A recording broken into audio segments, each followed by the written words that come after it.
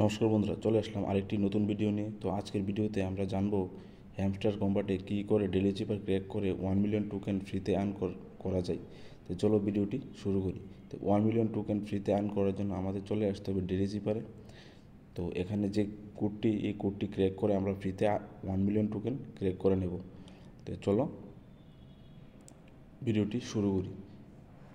তো প্রথম যে কোডটি হচ্ছে, এটি হচ্ছে ডির জন্য স্ল্যাশ ডট ডট, তারপরের কোডটি হচ্ছে এ ডট স্ল্যাশ, তারপরের কোডটি হচ্ছে জির জন্য স্ল্যাশ স্ল্যাশ ডট।